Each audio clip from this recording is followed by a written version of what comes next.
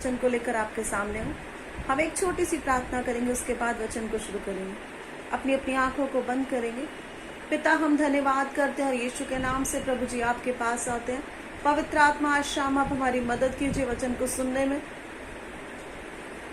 वचन को समझने में। ओ प्रभु, हम मांगते हैं वचन हमारे हृदय की अच्छी भूमि पर पड़े। पिता, जब हम ये वचन सुने परमेश्वर, तो केवल सुने नहीं, इस पे चलने वाले बने। वचन की सेवकाई पे प्रभु हम आशीष को बोलते हैं, धन्यवाद करते हैं। ये दुआ यीशु के नाम में मांग लेते हैं, आमीन।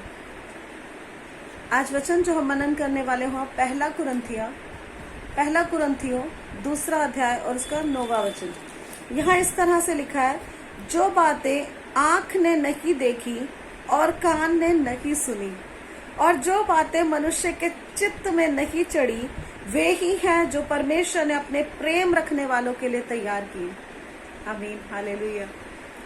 परमेश्वर का वचन हमें सिखा रहा है कि जो बातें किसी आंख ने नहीं देखी, हमारी आंखों ने नहीं देखी अभी तक, जो बातें हमारे कानों ने नहीं सुनी, जो बातें हमारी कल्पना में भी नहीं है, उन बातों को परमेश्वर ने हमारे लिए तैयार करके रखा। अगर हम परमेश्वर से प्रेम रखते हैं तो लिखा है यहाँ पे, उन लोगों के लिए ये बातें तैयार की गई है जो परमेश्वर से प्रेम रखते हैं, जो प्रभु के पीछे चलते हैं।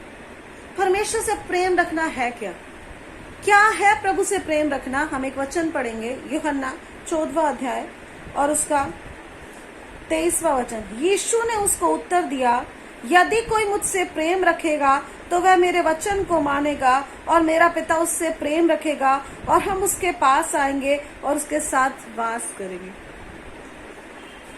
यीशु से प्रेम करने का अर्थ है यीशु की आज्ञाओं को मानना, और वचन ही हमें सिखाता है उसकी आज्ञाएं कठिन नहीं है, उसकी आज्ञाएं मुश्किल नहीं है। अगर हम चाहें, अगर हम पवित्र आत्मा की मदद को मांगे, हम हृदय से इच्छा रखें कि पवित्र आत्मा हमारी सहायता करे, तो हम उसकी एक एक आज्ञा को मान सकते हैं। और लिखा है, इसी से यीशु जानेगा कि हम उसके चेले हैं। इसी से प्रभु को पता चलेगा कि हम यीशु के चेले, इसी से परमेश्वर जानेगा कि हम यीशु के चेले हैं। क्योंकि वचन जो है ना, उसको परमेश्वर ने अपने से भी बढ़कर महत्व दिया। वचन को प्रभु ने अपने से बढ़कर महत्व दिया, और एक एक वचन के बारे में लिखा कि आकाश और पृथ्वी टल जाएगा, लेकिन इन बातों में से पूरी हुए बिना कोई भी बात टलेगी नहीं। मैं और आप जो प्रभु के पीछे चल रहे हैं ना, जो दावा करते हैं कि हम परमेश्वर से प्रेम रखते हैं, आपका प्रेम तब पता चलेगा जब आप प्रभु की आज्ञाओं पे चलते हैं, जब आप परमेश्वर के वचनों को अपने हृदय में रख छोड़ते हैं, जब आप परमेश्वर के पीछे चलने का निर्णय लेते हैं और हर बात में उन वचनों पर बने रहते हैं, हर बात में उन वचनों पर टिके रहते हैं जो परमेश्वर ने आपको दी। बाइबल में हम कुछ ऐसे लोगों के बारे में देखते हैं, जिसमें से कुछ लोगों के बारे में मैं आज आपको बताऊंगी।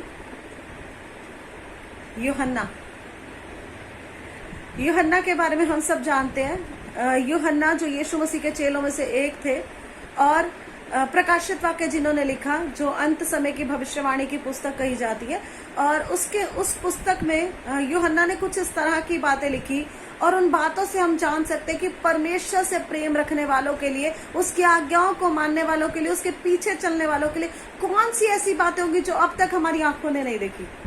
हम वचन निकालेंगे, प्रकाशित वाक्य 1 अध्याय और उसका 9वां वचन। लिखा है, मैं यूहन्ना जो तुम्हारा भाई और यीशु के कलेश और राज्य और धीरज में तुम्हारा सहभागी हूँ, परमेश्वर के वचन और यीशु की गवाही के कारण पतमुस नामक टापू में था। मैं प्रभु के दिन आत्मा में आ गया और अपने पीछे तुर्री का सा बड़ा शब्द यह कहते सुना। लिखा है, यूहन्ना जो हमारा भाई, जो प्रभु के पीछे चल रहे हैं, जो परमेश्वर की आज्ञाओं को मानते हैं, यूहन्ना हमारा भाई है। यीशु मसीह की गवाही के कारण हम जानते हैं कि उसे पतमुस टापू पे फेंक दिया गया था, और जब वहां पर फेंक दिया गया उसे, तो उसका नजारा पता है कैसा था? वहां पे सारे कंकाल, मतलब डेड बॉडीज, जो ऐसी डेड बॉडीज थी, कंकाल थे, उनके बीच में यूहन्ना था। अब अगर हम परिस्थितियों को जो देख रहे हैं उसे देखकर सोचे तो क्या कहें, अरे मतलब ऐसी क्या कल्पना करी होगी उसने कि वो वहां पर पहुंच गया। वो जब हर तरफ देखता होगा ना, तो उसे शायद वो भयानक मंजर, खौफनाक लगता होगा वो मंजर। उस टापू पे वो अकेला छोड़ दिया गया था, वो खौफनाक मंजर था उसके लिए।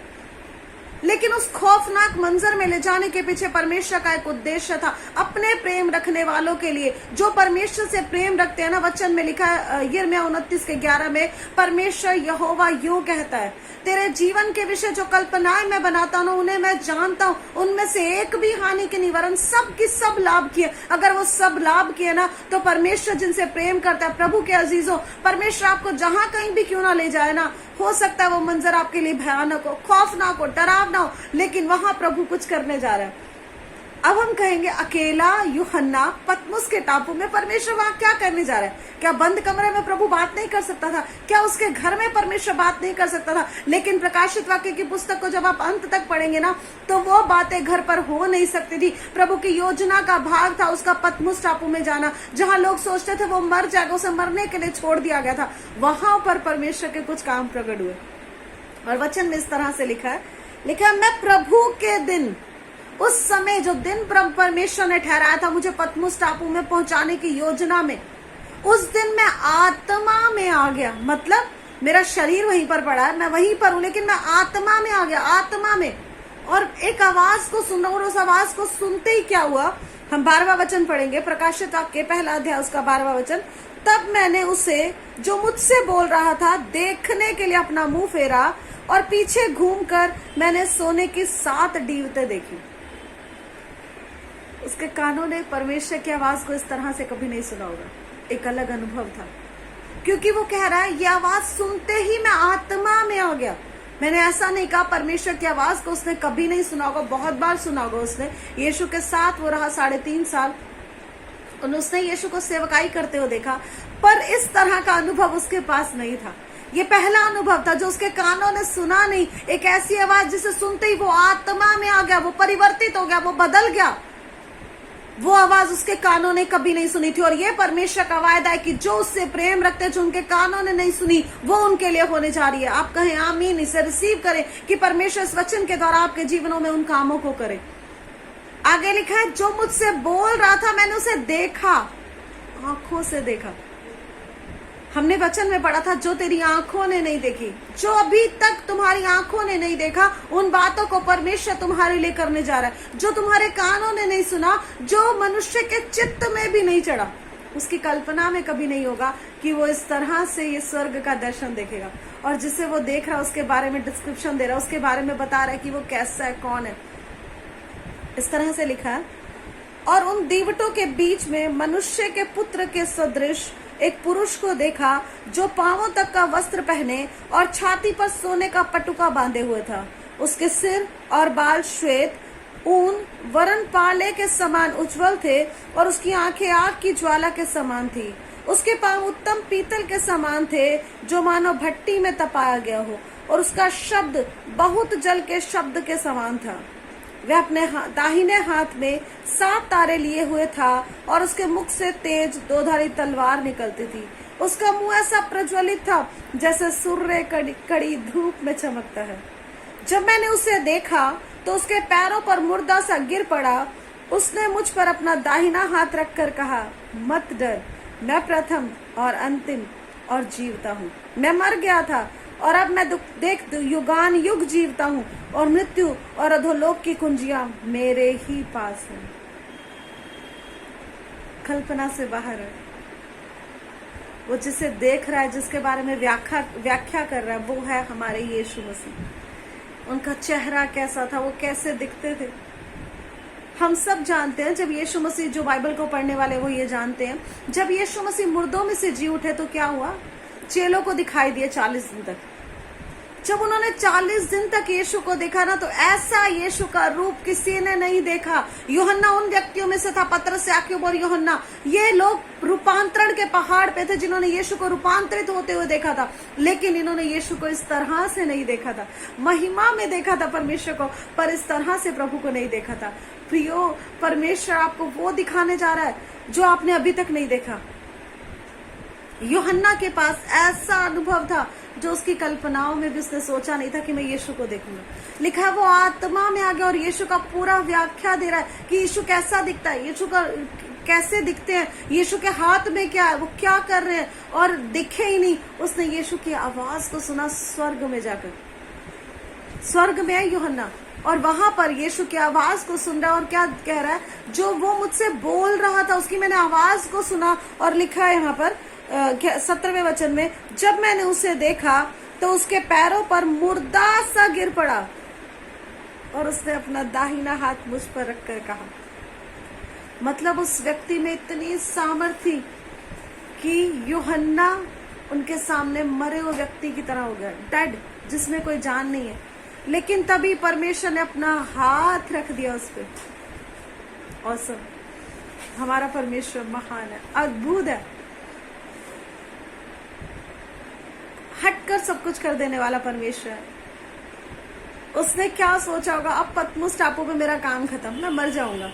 बट उसी समय, लेकिन उसी समय आत्मा में आ गया, क्योंकि परमेश्वर ने कहा था अगर तुम मुझसे प्रेम रखते हो ना तो तुम उन बातों को देखोगे जो तुमने अभी तक नहीं देखी, जो तेरे कानों ने नहीं सुनी, जो तेरे चित्त और तेरी कल्पनाओं में भी नहीं है। परमेश्वर उसके ऊपर हाथ रख रहे हैं। उनके अकॉर्डिंग अब यीशु उठा लिए गए। अब हम यीशु को कब देख सकते हैं? हर एक विश्वासी जानता है जब यीशु मसीह बादलों पे आएंगे। अगर हम सो गए तो जब पुनरुत्थान का समय आएगा, जब मुर्दे जी उठेंगे, तो हम यीशु को देखेंगे।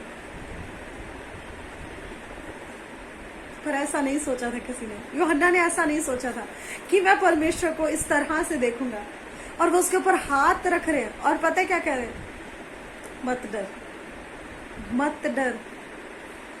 मुझे लगता है उस खौफनाक मंजर की जो कल्पना या डर उसके अंदर था ना, वो परमेश्वर को पता था। और प्रभु उसे कहना चाह रहे थे, इस पतमुस टापू में भी मैं तेरे साथ हूं।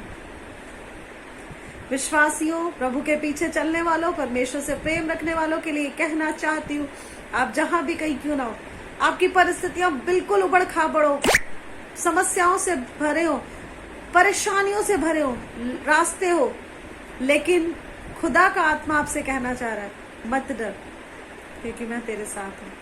वो पवित्र आत्मा आज आपसे कहना चाह रहा है कि मैं तेरे साथ हूँ, मत डर। उसने केवल हाथ ही नहीं रखा, उससे बोला। परमेश्वर ने उससे बातचीत करनी शुरू की और उस बातचीत में क्या कहा? मैं प्रथम और मैं अंतिम हूँ। मैं मर गया था लेकिन अब जीता हूँ। यीशु बताना चाह रहे थे, इस पतमुस टापू में मैं जीवता परमेश्वर तेरे साथ हूँ। यहाँ भले ही तुझे सारे मरे हो मुर्दे कंकाल दिख रहे हो, लेकिन उसके बीच में मैं तेरे साथ हूँ।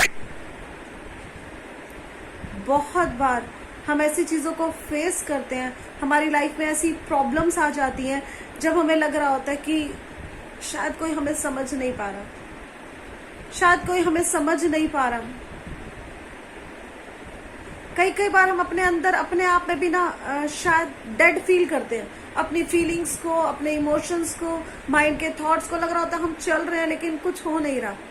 तो ऐसे लोगों से आज पवित्र आत्मा कहना चाहता है, जहां आप डेड हैं, जहां आपको लग रहा है शायद परमेश्वर भी मेरी आवाज को सुन नहीं रहा, वहां प्रभु आपसे कह रहा है कि मत डर, मैं तेरे साथ हूँ। अगर विश्वास करते तो हाथ उठाकर प्रभु का धन्यवाद करें। परमेश्वर आपसे प्रेम रखता है, प्रभु आपसे प्रेम रखता है। और अगर परमेश्वर प्रेम रखता है तो आपको चिंता करने की जरूरत नहीं। हालेलुया, हालेलुया, परमेश्वर का धन्यवाद हो। इस तरह से लिखा आगे, इसलिए जो बातें तूने देखी और जो बातें हो रही हैं और जो बातें इसके बाद होने वाली है, उन सबको लिख ले। अभी तक तो हमने वचन से यही जाना जो तेरी आंखों ने नहीं देखा। हम क्या सोचेंगे परमेश्वर क्या बताएगा? किसी के घर में कुछ है या कोई भविष्यवाणी की बात, कुछ इस तरह से। लेकिन प्रभु कह रहा है जो होने वाली है, जो इसके बाद घटने वाली है, भविष्य की कुछ ऐसी बातें तुझे बताने जा रहा हूं जो बहुत समयों के बाद जानते हैं। अभी भी हम प्रकाशित वाक्य की पुस्तक को पढ़कर जान सकते हैं कि आज के समय में जो बातें हो रही हैं, जो कुछ घट रहा है, वो सब बातें इसमें पहले से लिखी गई हैं। यूहन्ना ने कितने समय पहले इस दर्शन को देखा और इतने लंबे समय बाद वो बातें हो रही है और अंत तक की बात इसमें लिख दी गई है। क्या बताने जा रहे हैं परमेश्वर, क्या अद्भुत बताने जा रहे हैं। यहाँ पे हम आगे अगर आप पढ़े, आप बाद में समय निकाल कर इसे पढ़ सकते हैं।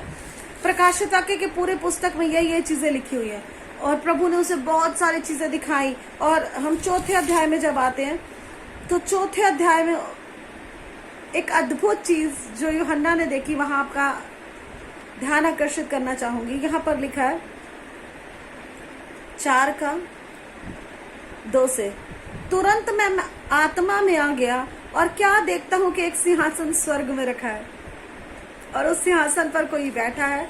जो उस पर बैठा है वह यशब और माणिक्य का सा दिखाई पड़ता है और सिंहासन के चारों ओर मरकत का सा मेघधनुष दिखाई देता है। उस सिंहासन के चारों ओर 24 सिंहासन है और इन सिंहासनों पर 24 प्राचीन श्वेत वस्त्र पहने हुए बैठे हैं और उनके सिरों पर सोने के मुकुट है। उस सिंहासन में से बिजलियां और गर्जन निकलते हैं और सिंहासन के सामने आग के 7 दीपक जल रहे हैं। वे परमेश्वर की 7 आत्माएं। अद्भुत अद्भुत अद्भुत अद्भुत परमेश्वर हमारा, जो देख रहा है ना वो चीजें। जब आप और मैं जाएंगे ना न्याय के बाद, हम जब स्वर्ग में होंगे, जब वो समय आएगा, तो हम ये सब कुछ देखने जा रहे हैं। लेकिन परमेश्वर ने सब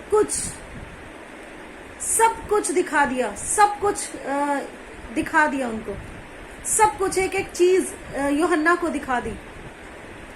और यूहन्ना क्योंकि परमेश्वर से प्रेम रखते थे, तो जैसा लिखा है ना, जो तेरी आंखों ने नहीं देखा, जो तेरे कानों ने नहीं सुना, जो तेरे चित्त में भी नहीं चढ़ी, वो सब बातें परमेश्वर ने उन्हें दिखा दी। आगे 7वें वचन में 7 के 9 में इस तरह से पढ़ते हैं, इसके बाद मैंने दृष्टि की और देखो हर एक जाति और कुल और लोग और भाषा में से एक ऐसी बड़ी भीड़ जिसे कोई गिन नहीं सकता, श्वेत वस्त्र पहने, अपने हाथों में खजूर की डालियां लिए सिंहासन के सामने और मेमने के सामने खड़ी थी और बड़े शब्द से पुकार कर कहती थी, उद्धार के लिए हमारे परमेश्वर का जो सिंहासन पर बैठा है और मेमने का जय जयकार हो। केवल यूहन्ना ने यही नहीं देखा कि स्वर्ग में परमेश्वर है, 24 सिंहासन है, उस पर 24 प्राचीन बैठे हैं, मेघधनुष है, नहीं, उन्होंने ये भी देखा अलग अलग भाषा के लोग, अलग अलग जाति के लोग, एक बड़ी भीड़ जिसे कोई गिन नहीं सकता, वो परमेश्वर की आराधना कर रही है। परमेश्वर ने वो सब बातें बता दी जो अभी होने वाली, जो अभी घटी नहीं है, जो होंगी। तो जो बातें आपकी आंखों ने नहीं देखी, जो आपके कानों ने नहीं सुनी, जिस तरह से परमेश्वर का आपने अनुभव नहीं किया, वो सब बातें परमेश्वर आपके जीवन में करने जा रहे। आज जो वचन हमने सुना, ये वचन हमारे जीवनों में आशीष को लेकर, और हम जो प्रभु के पीछे चल रहे हैं, हम प्रार्थना करें, प्रभु आज मेरी आत्मिक आंखों को खोल दे, पवित्र आत्मा मेरी आत्मिक आंखों को खोल दे, पवित्र आत्मा मेरे आत्मिक कानों को खोल दे, पवित्र आत्मा मेरी मदद कर, ताकि मैं उन बातों को देख सकूं जो परमेश्वर ने मेरे लिए रखी है। वो अपनी आंखों को बंद करे और हम प्रार्थना करें। परमेश्वर पिता, हम धन्यवाद करते हैं पिता, सुने हुए वचन के सामने हम समर्पण करते हैं पिता, हम प्रार्थना करते हैं राजा, जितने लोग मुझे ऑनलाइन देख रहे हैं और ये वचन सुन रहे हैं परमेश्वर, उनके जीवनों में ये वचन आशीष को लेकर आए पिता, और ये वचन हर एक की उन्नति का कारण बनने पाए पिता। हम चाहते हैं परमेश्वर इस वचन के द्वारा यीशु बढ़े और हम घटे। पवित्र आत्मा आप हमारी मदद करें। धन्यवाद करते हैं प्रभु जी, जो सुना उसके अनुसार चलने के लिए अनुग्रह देना, आपके प्रेम में बने रहने के लिए परमेश्वर मदद करना। धन्यवाद करते हैं, ये दुआ यीशु के नाम में मांग लेते हैं।